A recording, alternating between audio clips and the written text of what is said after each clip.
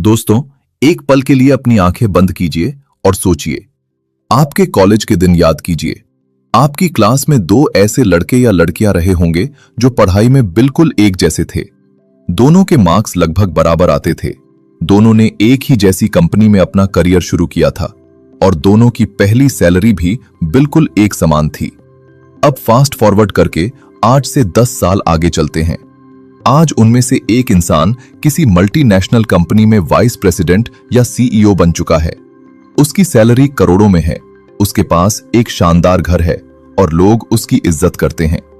लेकिन दूसरा इंसान, वो आज भी उसी मिडिल मैनेजमेंट की कुर्सी पर अटका हुआ है। वो दिन रात मेहनत करता है, शायद पहले वाले इंसान से ज्यादा टेक्निकल नॉलेज रखता है, लेकिन फिर भी उसका प्रमोशन नहीं हो रहा। वो फ्रस्ट्रेटेड है, थका हुआ है और हर रोज सिस्टम को या अपनी किस्मत को कोसता है।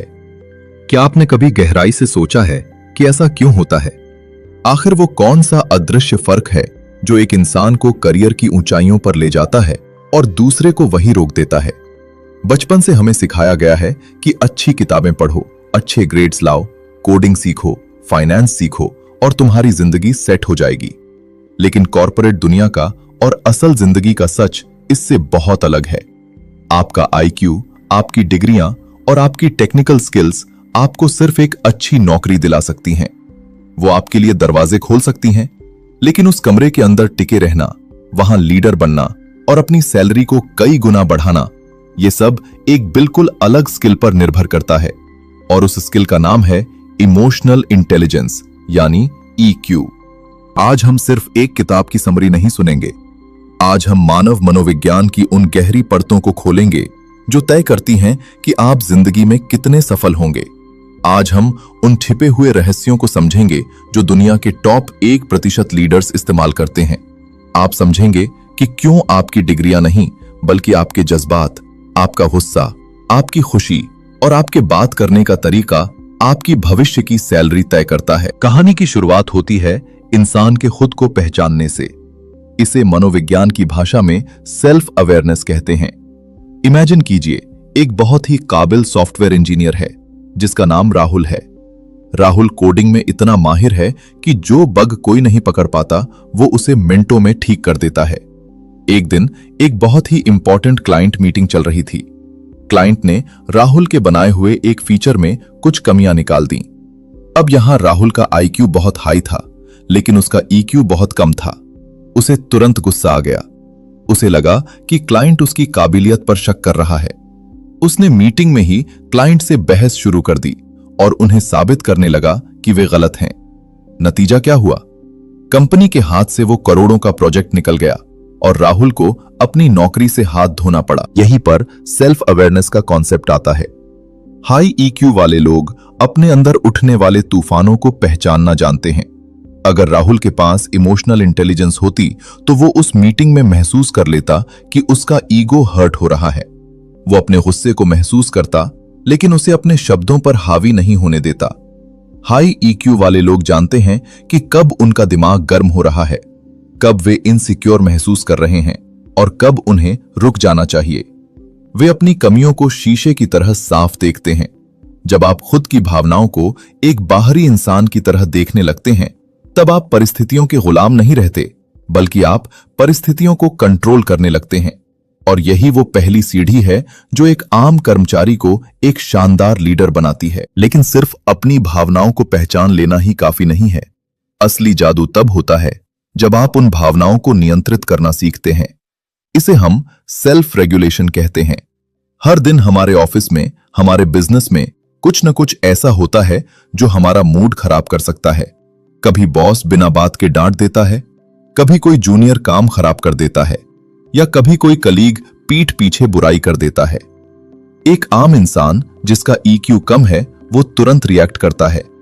वो या तो चिल्लाने लगेगा या एक गुस्से भरा ईमेल टाइप करके सेंड कर देगा, जिसके लिए उसे बाद में पछताना पड़ता है। लेकिन जो लोग करियर में लंबी रेस के घोड़े होते हैं, वे एक बहुत ही खूबसूरत सीक्रेट जानते हैं। वो सीक्रेट है स्टिमुलस और रिस्पॉन्स के बीच का गैप। यानी जब आपके साथ कुछ बुरा हुआ और जब आपने उस पर अपनी प्रतिक्रिया दी, उन दोनों के बीच एक कुछ सेकंड का खाली स्पेस होता है। हाई ईक्यू वाले लोग उस स्पेस को मास्टर कर लेते हैं। जब एक हाई ईक्यू वाले लीडर को कोई खराब ईमेल आता है तो वो तुरंत रिप्लाई नहीं करता। वो एक गहरी सांस लेता है, अपनी सीट से उठता है, एक गिलास पानी पीता है और खुद से पूछता है कि इस समय मेरी कंपनी, मेरे करियर और इस रिश्ते के लिए सबसे सही कदम क्या होगा। वो रिएक्ट नहीं करता, वो रिस्पॉन्ड करता है। और यही कारण है कि बड़ी बड़ी कंपनियां ऐसे लोगों को करोड़ों की सैलरी देने के लिए तैयार रहती हैं, क्योंकि कंपनियां ऐसे लीडर्स चाहती हैं जो संकट के समय पैनिक न करें, जो दबाव में टूटे नहीं, बल्कि जो तूफान के बीच भी शांत रहकर सही फैसले ले सकें। करियर में सिर्फ शांत रहना ही काफी नहीं है, आगे बढ़ने के लिए एक आग की जरूरत होती है। और यहां इमोशनल इंटेलिजेंस का तीसरा और बहुत गहरा पहलू सामने आता है, जिसे हम इंट्रिंसिक मोटिवेशन कहते हैं। दुनिया में दो तरह के लोग काम करते हैं। एक वो जो सिर्फ शुक्रवार की शाम का इंतजार करते हैं। वो सिर्फ अपनी सैलरी स्लिप के लिए काम करते हैं। जैसे ही महीने की पहली तारीख को सैलरी आती है, वे खुश हो जाते हैं और 20 तारीख तक उनका मोटिवेशन खत्म हो जाता है। ऐसे लोगों का करियर एक लिमिट के बाद कभी ग्रो नहीं करता। दूसरी तरफ वो लोग होते हैं जिनके अंदर एक अलग ही जुनून होता है। उन्हें सिर्फ पैसा नहीं चाहिए, उन्हें एक्सीलेंस चाहिए। वो अपने काम में एक आर्टिस्ट की तरह खो जाते हैं। अगर कोई प्रोजेक्ट फेल भी हो जाए तो वे हार नहीं मानते, बल्कि ये जानने के लिए उत्सुक हो जाते हैं कि गलती कहां हुई। ये लोग असफलताओं को अपनी पर्सनल हार नहीं मानते, बल्कि उसे एक फीडबैक की तरह लेते हैं।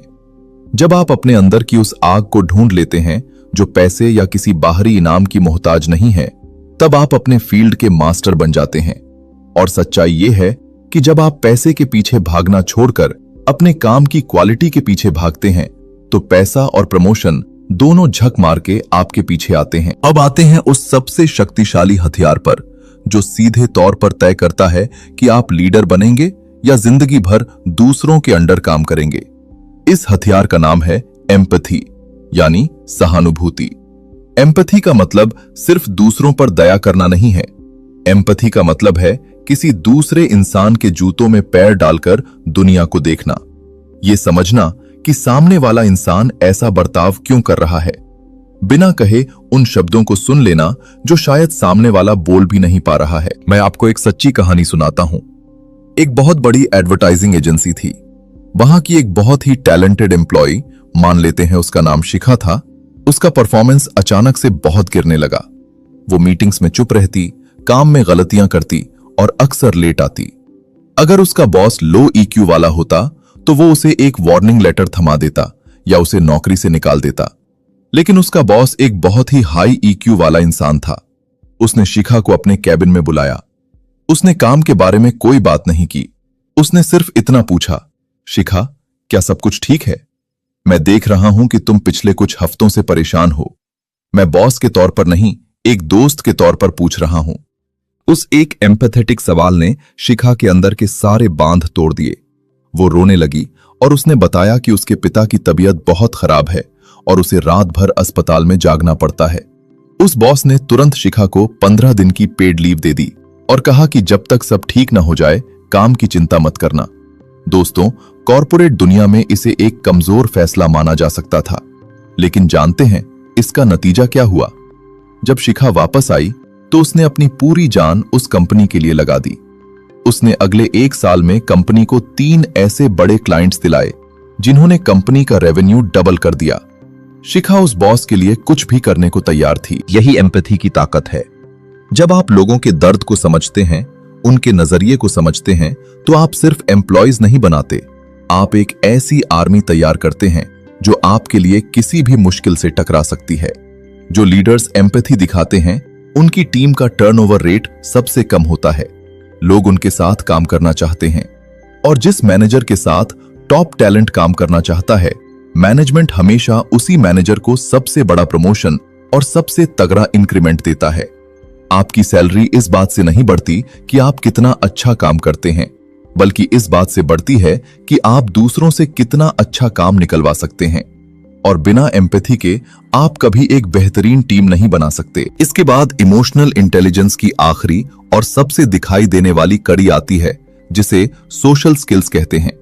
कुछ लोगों को आपने देखा होगा, वे जिस कमरे में जाते हैं वहां का माहौल बदल देते हैं।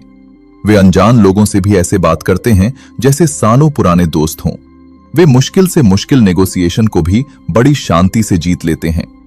ये लोग कोई जादूगर नहीं होते, उन्होंने इंसानी रिश्तों की डायनामिक्स को मास्टर कर लिया होता है। कॉर्पोरेट दुनिया में या बिजनेस में आपको हर दिन ऐसे लोगों का सामना करना पड़ेगा जिनका ईगो बहुत बड़ा है, जो पॉलिटिक्स करते हैं या जो हर बात पर झगड़ा करने को तैयार रहते हैं। एक लो ईक्यू वाला इंसान ऐसे माहौल में या तो खुद भी पॉलिटिक्स करने लगता है या फिर हार मानकर डिप्रेशन में चला जाता है। लेकिन हाई ईक्यू वाला इंसान इस पूरी सिचुएशन को एक शतरंज के खेल की तरह देखता है। वो किसी की भी बात का बुरा नहीं मानता। उसे पता होता है कि अगर कोई इंसान ऑफिस में गुस्सा कर रहा है तो वो शायद अपनी किसी पर्सनल प्रॉब्लम से लड़ रहा है। वो कॉन्फ्लिक्ट रिजोल्यूशन का मास्टर होता है। वो दो लड़ते हुए डिपार्टमेंट्स के बीच एक पुल का काम करता है। जब कंपनी में कोई बहुत बड़ा क्राइसिस आता है तो मैनेजमेंट की नजर ऐसे ही इंसान पर जाती है जो पूरे ऑफिस को एक साथ जोड़कर रख सके। अब सवाल ये उठता है कि हम इस इमोशनल इंटेलिजेंस को अपनी जिंदगी में कैसे उतारें। इसे सुनने में तो ये बहुत अच्छा लगता है, लेकिन असल जिंदगी में जब गुस्सा आता है या जब कोई हमें बेइज्जत करता है तो ये सारी थ्योरी धरी की धरी रह जाती है। इसे अपने जीवन में उतारने के लिए आपको आज से ही कुछ बहुत ही प्रैक्टिकल कदम उठाने होंगे। सबसे पहला कदम है खुद को पॉज बटन देना सिखाइए। जब भी आपको किसी पर बेतहाशा गुस्सा आए या कोई आपको क्रिटिसाइज करे तो तुरंत जवाब देने की अपनी उस पुरानी आदत को तोड़ दीजिए। अपने दिमाग को सिर्फ इतना बोलिए कि मैं इस बात का जवाब कल दूंगा। ये एक रात का गैप आपके दिमाग के उस हिस्से को शांत कर देगा जो जानवरों की तरह रिएक्ट करता है, और आपके उस हिस्से को एक्टिव कर देगा जो एक समझदार इंसान की तरह सोचता है। दूसरा कदम है एक्टिव लिसनिंग की आदत डालना। हम में से ज्यादातर लोग इसलिए नहीं सुनते कि हमें सामने वाले को समझना है। हम सिर्फ इसलिए सुनते हैं ताकि हम पलटकर जवाब दे सकें। अगली बार जब आप किसी मीटिंग में हों या अपने किसी जूनियर से बात कर रहे हों तो उसे टोकना बंद कीजिए। उसके शब्दों के पीछे छुपी हुई भावनाओं को पकड़ने की कोशिश कीजिए। जब आप लोगों को सच्चा अटेंशन देते हैं तो वे आपको अपनी लॉयल्टी देते हैं। तीसरा और सबसे गहरा कदम है अपनी असफलताओं को डीपर्सनलाइज करना। जब आपका कोई प्रोजेक्ट रिजेक्ट हो या आपको मनचाहा अप्रेजल न मिले तो खुद को यह मत कहिए कि मैं फेलियर हूं, बल्कि खुद से यह कहिए कि मेरी इस स्ट्रैटेजी ने काम नहीं किया। अपनी पहचान को अपने काम से अलग रखिए। इससे आप कभी भी गहरे डिप्रेशन या सेल्फ डाउट में नहीं जाएंगे। आप एक साइंटिस्ट की तरह अपनी गलतियों को देखेंगे, उन्हें सुधारेंगे और फिर से मैदान में उतर जाएंगे। दोस्तों, इस पूरे सफर का निचोड़ यह है कि आपके अंदर का आईक्यू आपको एक बेहतरीन सॉफ्टवेयर इंजीनियर, एक तेज अकाउंटेंट या एक शानदार मार्केटर बना सकता है। लेकिन अगर आपको उस कंपनी का मालिक बनना है, अगर आपको वो लीडर बनना है जिसके कमरे में आते ही लोग सम्मान से खड़े हो जाएं, और अगर आपको अपनी सैलरी के आगे लगे हुए जीरो को बढ़ाना है, तो आपको लोगों के दिलों को पढ़ना सीखना होगा। आपको अपने खुद के दिमाग का मास्टर बनना होगा। टेक्निकल स्किल्स कोई भी सीख सकता है। आज के समय में इंटरनेट पर सब कुछ फ्री में मौजूद है, लेकिन दबाव के बीच मुस्कुराना, नफरत के बीच सहानुभूति दिखाना और निराशा के बीच अपनी टीम में जान फूंक देना, ये एक ऐसी कला है जो किताबों में नहीं बल्कि अपने अंदर झांकने से आती है। आज से अपने करियर को एक नए चश्मे से देखना शुरू कीजिए। खुद से वादा कीजिए कि अब से आप सिर्फ अपने कंप्यूटर स्क्रीन पर काम नहीं करेंगे, बल्कि अपने आसपास बैठे इंसानों पर भी काम करेंगे। आप उनके लीडर बनेंगे जिन्हें कोई नहीं समझता। आप वो शांति बनेंगे जिसकी तलाश हर अस्त व्यस्त ऑफिस को होती है।